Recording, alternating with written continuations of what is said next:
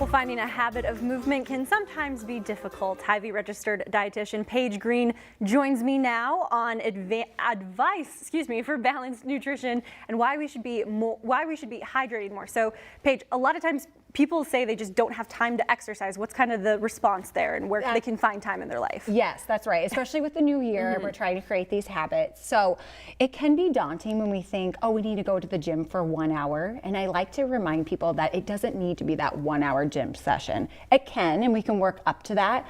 But actually, the American Dietary Guidelines suggest 150 minutes of intentional movement per week. So that's broken down to 30 minutes a day. So again, start small and then slowly get to that goal.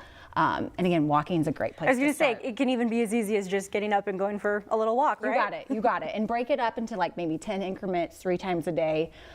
Again, so it's not so daunting and thinking that you've got to be at the gym for an hour. And when it comes to eating before a workout, what's kind of some important things for people to keep in mind there? Yes. So a number one question I get, and there's tons of pre-workouts out there on the market, meaning the powders that you add to your drinks.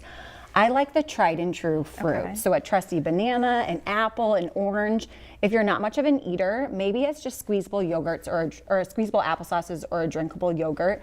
Just getting something in the gut so it can fuel your workout, but not having something that's going to weigh you down. Because nothing like having too much food and then trying to run on a treadmill, right? Right, and then I guess kind of the inverse, after the workout, you've burned all this energy. What's kind of the best way to go about refueling yourself after? Yes, so I like to think of the 3 R's. So refuel, repair, and rehydrate.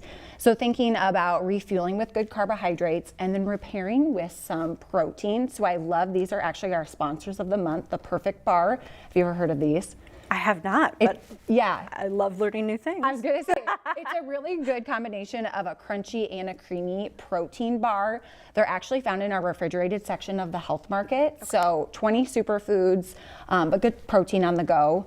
And then again, rehydrating. So thinking outside of just the movement in general, sometimes we forget to drink water throughout the day. Oh yeah. But that's the number one culprit, dehydration, when it comes to early fatigue and injury when we exercise. So bring that water bottle around with you and fill it up throughout the day too. So we're only about 10 days into the new year now, and people are always really gung-ho. What's kind of important for people to keep in mind as we get out of January and want to keep up with those resolutions? Yes, which is why I have the scale here today. If I had a big X, I would probably put it on here.